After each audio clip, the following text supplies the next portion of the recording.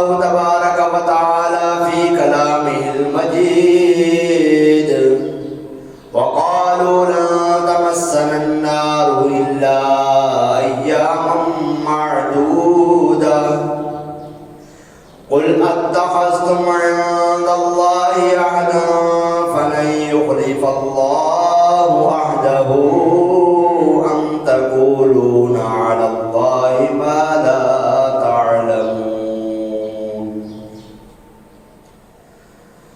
مولاي صل وسلم دائما أبدا على حبيبك خير الخلق كلهم هو الحبيب الذي ترجى شفاعته لكل حول من الأخبار مقتهم يا رب بالمصطفى بلغ مقاصدنا واغفر لنا ما مضى يا واسع الكرم محمد سيد الكونين والثقلين منهم عرب ومنهم عجمی سرکار والا تبار مدینے کے تاجدار شفیع روز شمار صلی اللہ تعالی علیہ وآلہ وسلم کی ذات پر درود پاک پڑھنے کے بے شمار فضائل و برکات ہیں۔ آقا دو عالم صلی اللہ تعالی علیہ وآلہ وسلم فرماتے ہیں من عسر علیہ شیء، جسے کوئی مشکل پیش آ جائے گا فَلْيُكْسِرِ الصَّلَاةَ عَلَيَّ، ایک روایت میں فرمایا فَلْيُكْسِرْ مِنَ الصَّلَاةِ عَلَيَّ، تو اسے چاہیے مجھ پر کثرت سے درود پاک فَإِنَّهَا تَحُلُّ الْعُقْدَةَ وَتَقْشِي الْقُرَبَ، فرمایا مجھ پر درود پاک پڑھنا تنگیوں کو دور کرتا ہے اور مصیبتوں کو ختم کرتا ہے۔ لہٰذا ہماری عملی زندگی اس انداز سے ہونی چاہیے کہ ہمارے شب و روز ہمارے پاک پروردگار عز و جل کی عبادت اور اس کے محبوب پر درود پاک پڑھتے ہوئے گزرے۔ نتیجہ یہ نکلے گا کہ تمام تنگیاں دور ہو جائیں گی، تمام مشکلیں آسان ہو جائیں گی اور تمام غم دور ہو جائیں گے۔ اللہ پاک نے فرمایا، ہمارا گفتگو کا سلسلہ درس قرآن کا سلسلہ چل رہا ہے۔ آج ہم سورہ بقرہ کی آیت نمبر 80 اور پھر 81 82 پر بھی گفتگو کریں گے۔ تو 80 پر گفتگو کرتے ہوئے رب تعالیٰ نے فرمایا وَقَالُوا لَن تَمَسَّنَا النَّارُ إِلَّا أَيَّامًا مَّعْدُودًا، اور بولے ہمیں تو آگ ہرگز نہ چھوئے گی مگر گنتی کے چند دن۔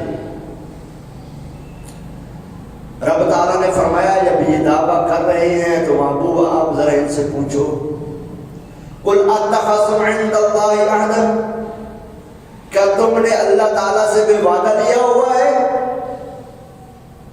اگر تم نے وعدہ لے رکھا ہے تو پھر کیا ہے؟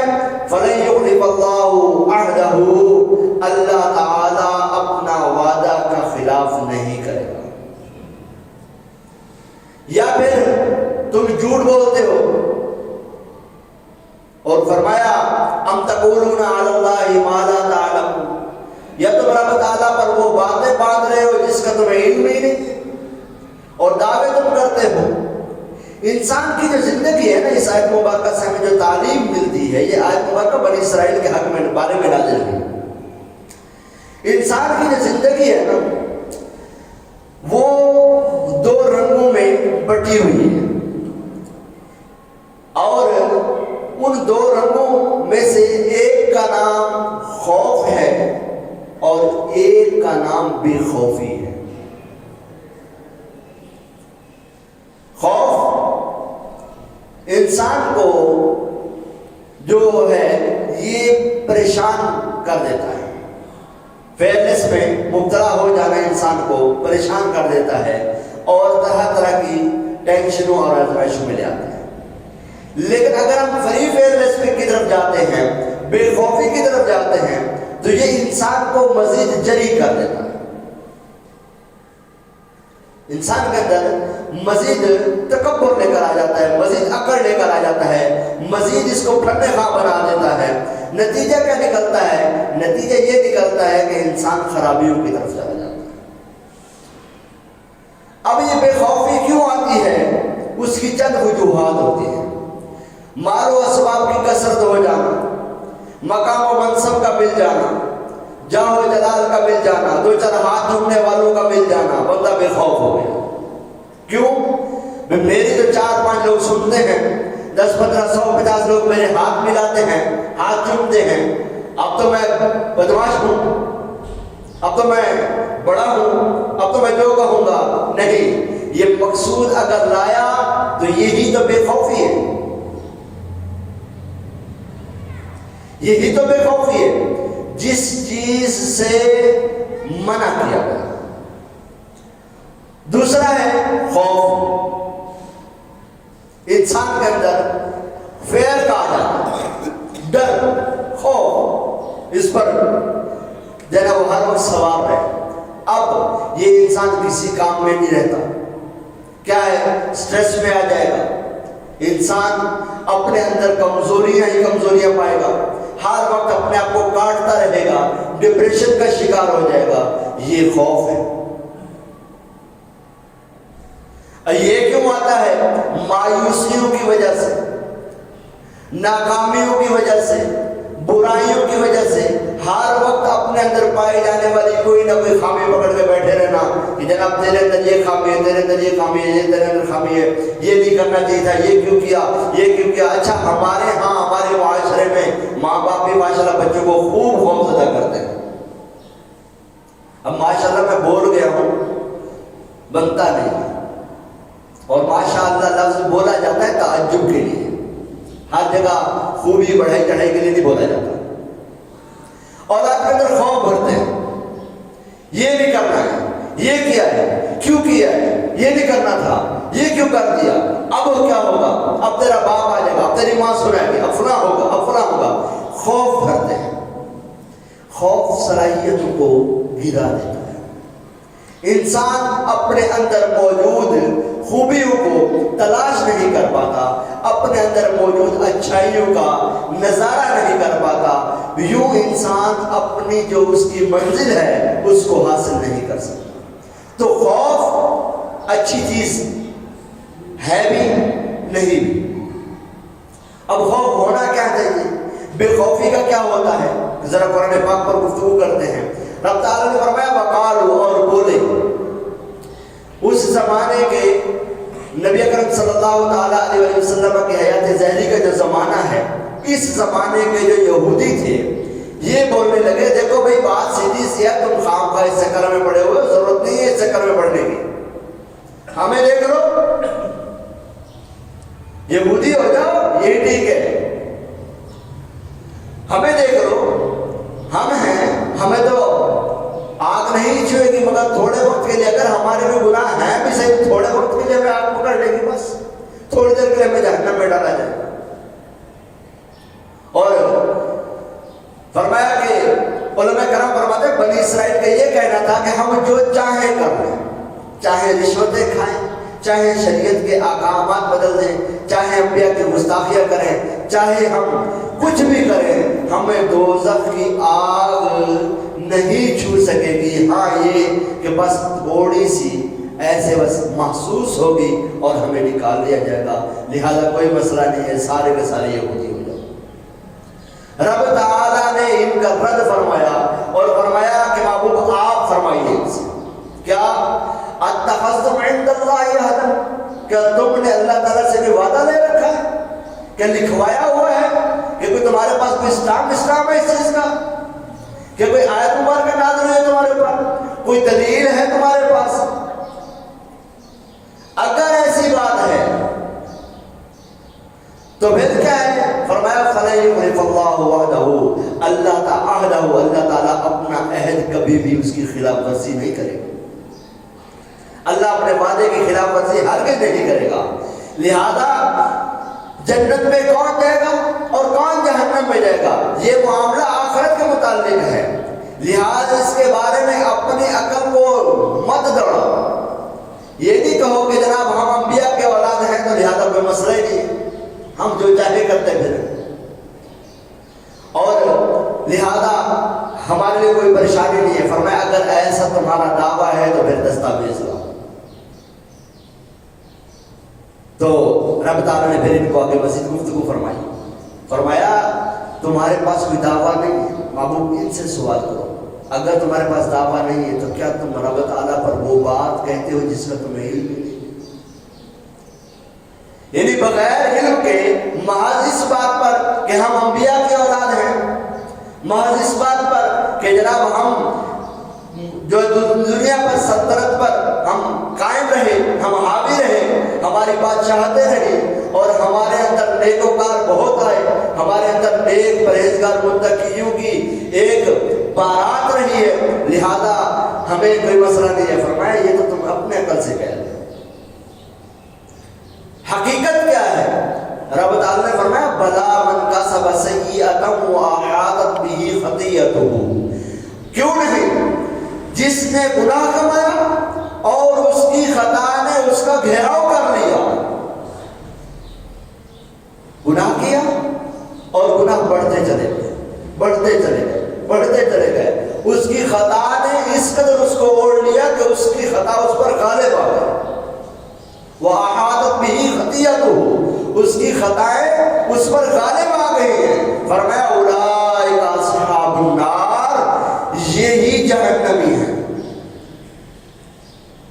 تم کہہ رہے نا کہ کوئی مسئلہ نہیں ہے، ہمیں تو آگ نہیں چھوئے گی، تو یاد رکھو اللہ تبارک و تعالیٰ کی جہنم انہی کے لیے ہے جو گناہگار ہوں اور ان کو گناہ اس قدر ان پر حاوی ہو جائے کہ وہ گناہوں میں ڈوب جائے۔ ہم فیہا خالدون، اب جب یہ جہنم میں جائیں گے نا تو ہمیشہ اس میں رہیں گے، یہ ان کا معاملہ ہوگا۔ ہمارے لیے کیا ہے؟ قصص الاولین نصح للآخرین، فرمایا کہ پہلوں کے واقعات دوسروں کے لیے نصیحتیں ہوا کرتے ہیں۔ قرآن پاک ہمیں بار بار اس طرح کے واقعات بیان کرتا ہے، اس لیے بیان کرتا ہے، اس لیے گفتگو فرماتا ہے تاکہ ہم اپنا جو قبلہ اعمال ہے نا، ہماری جو ڈائریکشن ہے نا، ہم اس کو سیدھا کریں، ہم اس کو سٹریٹ لائن۔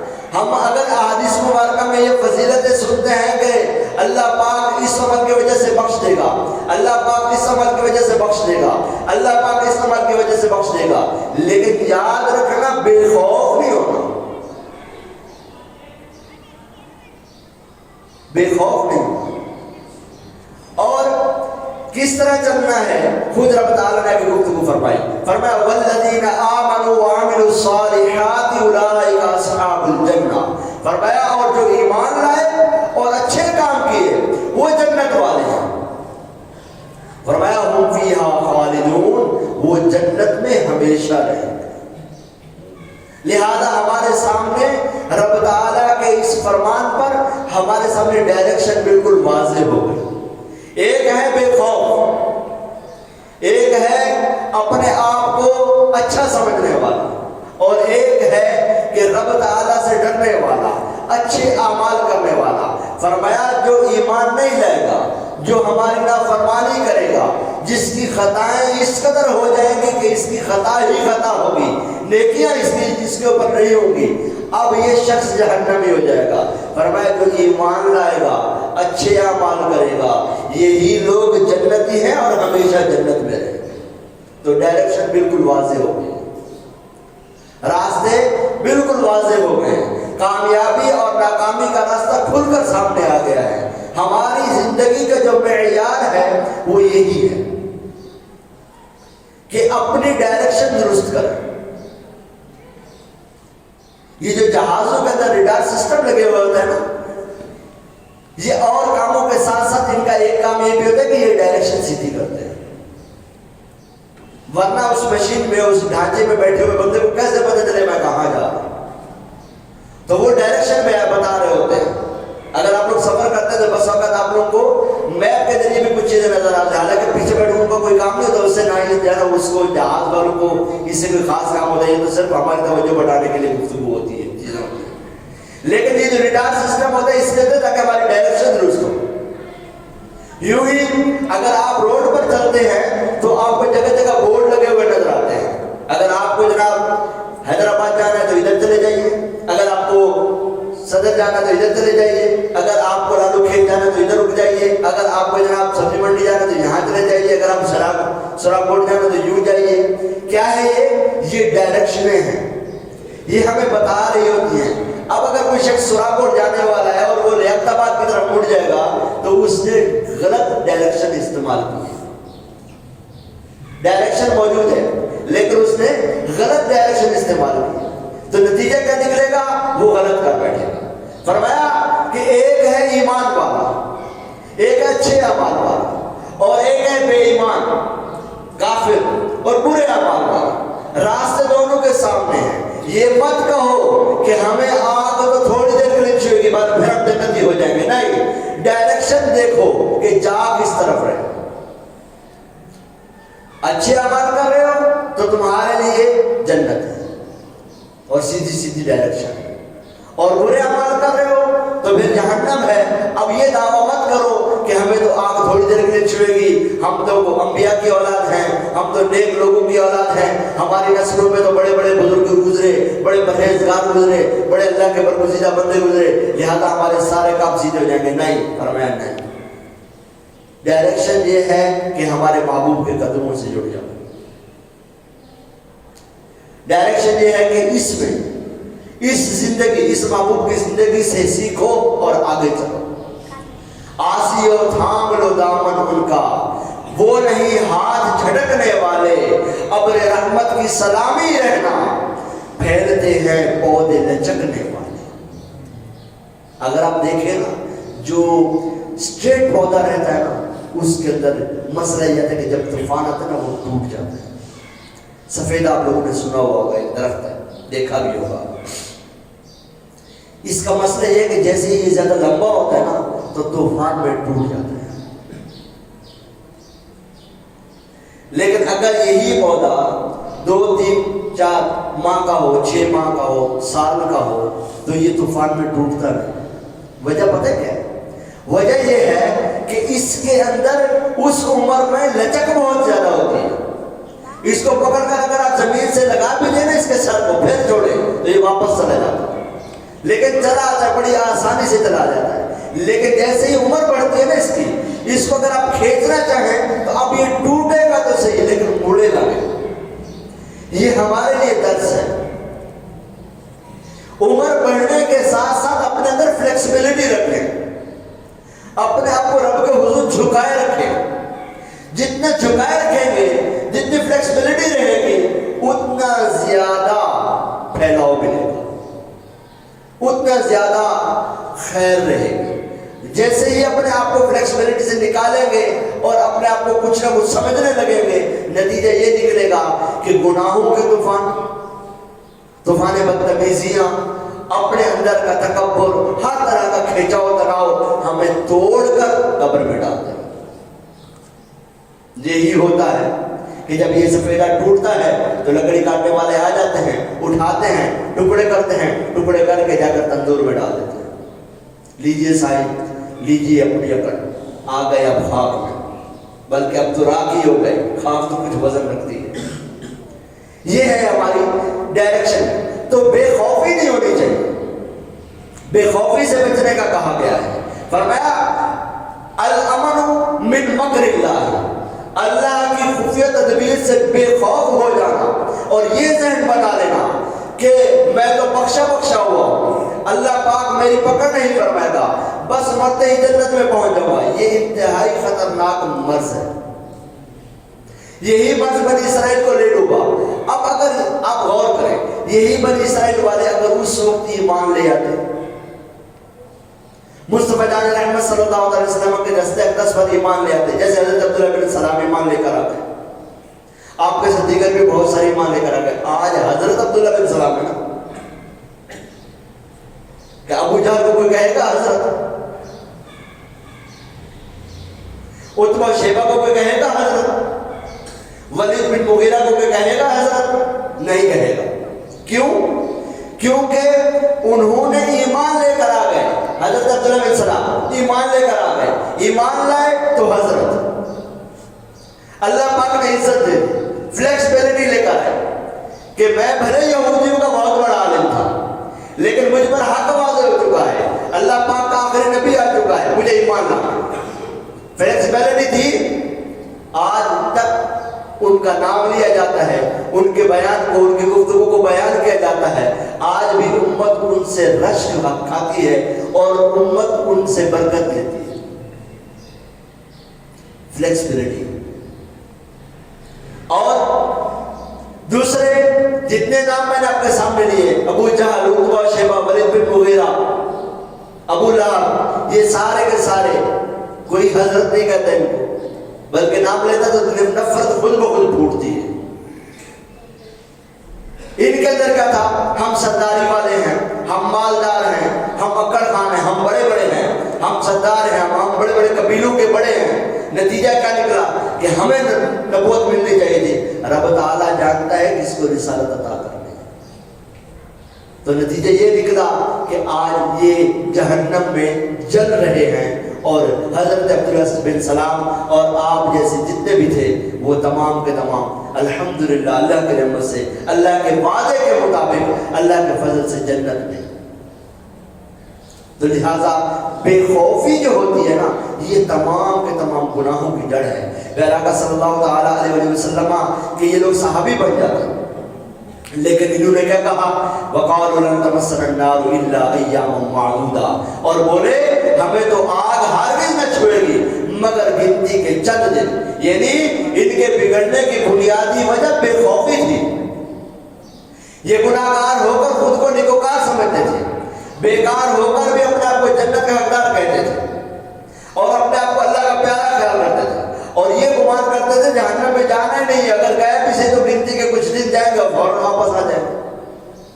یہی بے خوفی تھی جس کے سبب گناہوں پر دلیر ہوئے اور راہ حق سے محروم ہو گئے۔ آپ اگر شرابی کو دیکھیں نا، وہ شرابی فوراً شرابی نہیں بنائی، اس نے پہلے چھوٹے چھوٹے گناہ کیے۔ یہ جو ہمارے بچے ڈیجیٹل سگریٹ پیتے نا، الیکٹرانک سگریٹ، سوٹے لگا رہے ہوتے ہیں، تھوڑی تھوڑی چیزیں بڑھتی ہیں، تھوڑی تھوڑی چیزیں، آہستہ آہستہ خرابیاں آہستہ آہستہ جڑ بڑھتی ہیں۔ کوئی بندہ بے نمازی ہے نا، بے نمازی، وہ ڈائریکٹ بے نمازی نہیں بنتا، وہ پہلے نوافل چھوڑتا ہے، پھر سنتیں چھوڑتا ہے، پھر واجبات چھوڑتا ہے، پھر ایک نماز چھوڑتا ہے، پھر ساری نمازیں چھوڑتا ہے، یہاں تک کہ پکا بے نمازی ہوتا ہے۔ اس لیے بزرگ فرماتے ہیں ابتداء اچھے عمل، ابتداء ہی اس چیز کا خیال کرو۔ سنت جو ہے یہ چار دیواری ہے، اور اس کے اندر فرض جو ہے یہ موجود ایک خزانہ ہے، شیطان پہلے اس کو ہلاتا ہے، لہذا چار دیواری مضبوط رکھو۔ آپ میں سے، مجھ میں سے، ہم میں سے کوئی بھی شخص اپنا خزانہ، اپنا مال کبھی بھی ہتھیلی پر لے کے نہیں گھومتا ہے، بلکہ اس کو جیب میں، اس کو ویلٹ میں، اس کو کسی اور جگہ پہ، اس کو کہیں اور، گھر میں بھی تو چار دیواری، چار دیواروں میں بھی تو کمرہ، کمرے میں بھی تو جنرل لاکر، لاکر میں بھی تو خاص سیکرٹ اس کا الگ سے دراز۔ یہ دنیا کی مثال میں آپ کو بتا رہا ہوں، ہوتا ہے۔ ہمارا ایمان اس سے کہیں زیادہ قیمتی ہے، اس کے لیے کتنا زیادہ خیال کرنا چاہیے، اس کے لیے کتنے زیادہ لاکر ہونے چاہیے، اور لاکر کس طرح کے ہوں گے؟ اللہ کی فرما برداریوں کے، نیک اعمال کے، اچھے اخلاق کے، طبیعت کے اندر بے چینی اس طرح کے کہ رب تعالیٰ ناراض نہ ہو جائے، مصطفیٰ کریم کی محبت کے، سنت کی احیاء کے۔ نتیجہ کیا نکلے گا؟ نتیجہ یہ نکلے گا کہ اب ہم جو چھوٹے چھوٹے اعمال ہیں یہ بھی کر رہے ہوں گے اور اہم اعمال کی پابندی کر رہے ہوں گے۔ نتیجہ یہ نکلے گا کہ ہمارے لیے رب تعالیٰ کی رحمت کے دروازے کھولتے چلے جائیں۔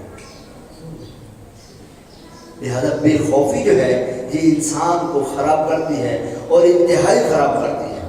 اور صحابی رسول حضرت عمار بن یاسر رضی اللہ عنہ فرماتے ہیں اللہ پاک کی رحمت سے مایوس ہو جانا، اللہ پاک کی مدد سے نا امید ہو جانا اور اپنے آپ کو اللہ پاک کی خفیہ تدبیر سے محفوظ سمجھ لینا، یہ کبیرہ گناہوں میں سے بڑے گناہ ہیں.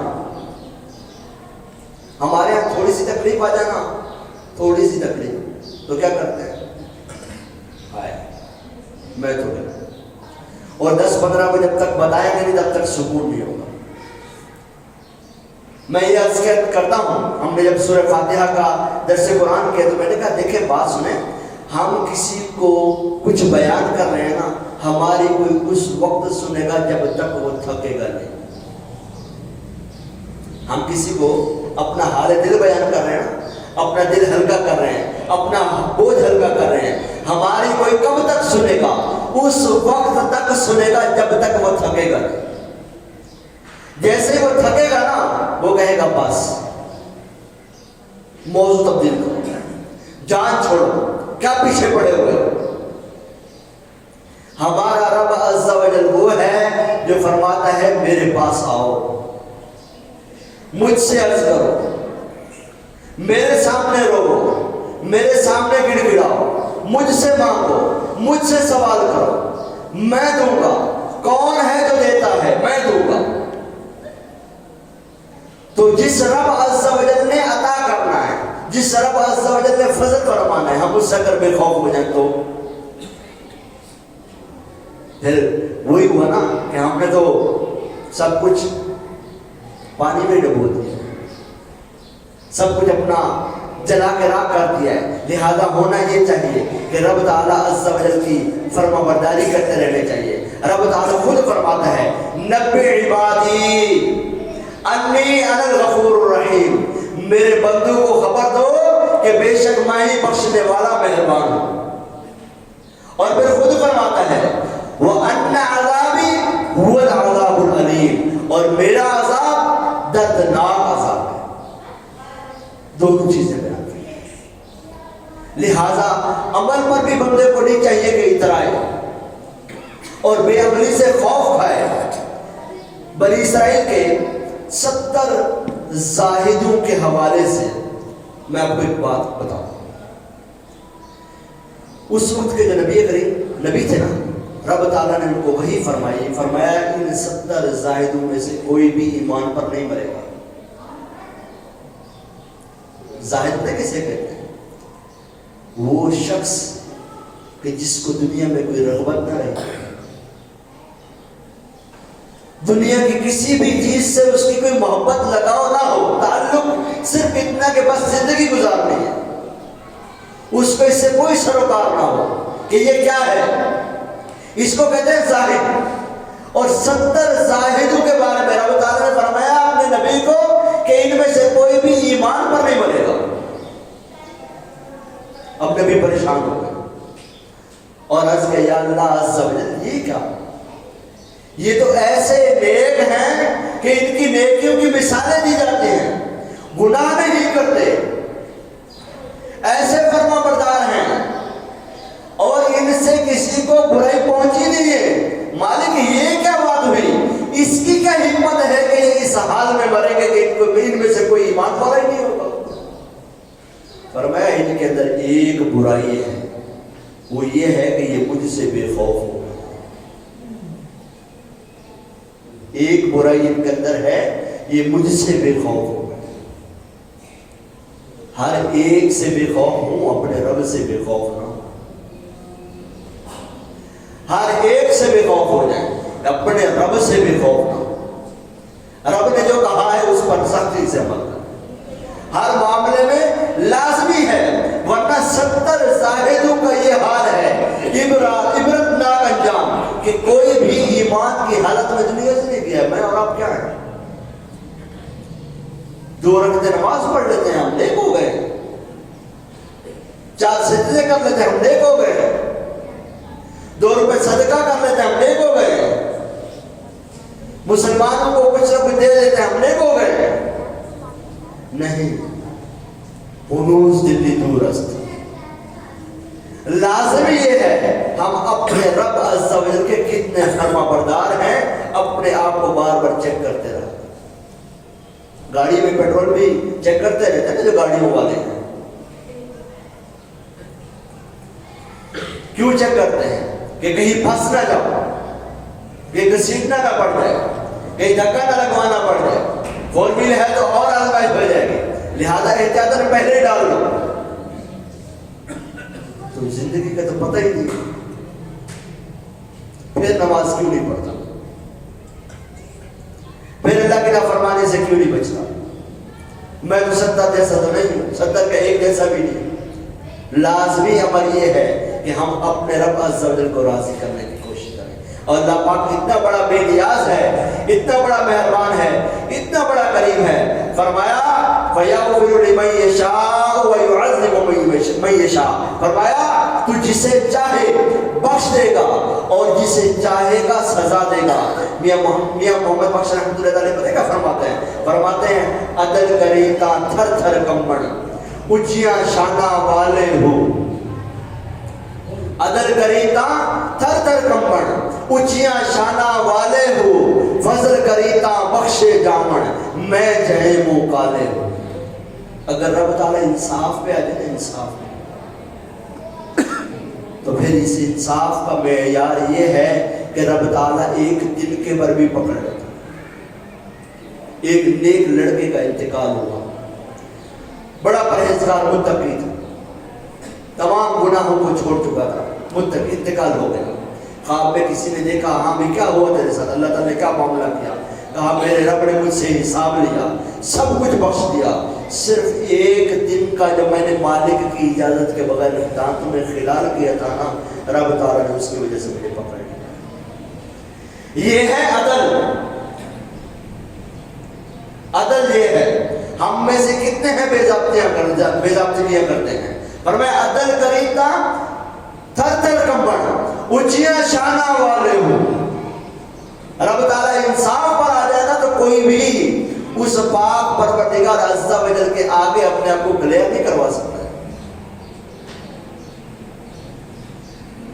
فرمایا فضل کریتا بخشے جاؤں میں جہے منہ کالے. ایک مائی نے، نبی پاک صلی اللہ علیہ وسلم نے فرمایا، ایک مائی نے بھتیا کے پلے کو، چھوٹے سے بچے کو پانی پلا دیا، رب تعالیٰ نے اس کو بخش دیا. یہ فضل ہے. وہ عدل تھا، یہ فضل ہے. لہذا اپنے رب عز و جل کی فرما برداری بھی کریں اور دونوں باتوں کو ذہن میں رکھنا چاہیے. میرے رب نے اگر میرے ساتھ عدل کر لیا تو میں اتنا تو کروں کہ اس کے حرام کردہ چیزوں سے بچ جاؤں، اس کی فرما برداری والے کاموں کو کرتا رہوں. اور میرے رب نے مجھ پر فضل کر دیا تو میں اس کے شکرانے کے طور پر کیوں نہ نیکیاں کروں. یہ تو تعلق ہے نا کہ رسول پاک صلی اللہ علیہ وسلم کی بارگاہ میں صحابہ کرام نے مرضوان نے عرض کیا، یا رسول اللہ صلی اللہ علیہ وسلم اگر ایسا ہی معاملہ ہے کہ جنتی بھی لکھے جا چکے، جہنمی بھی لکھے جا چکے، اب عمل کرنے کی کیا ضرورت ہے؟ سرکار نے فرمایا عمل کرو اور رب تعالیٰ سے اچھی امید رکھو.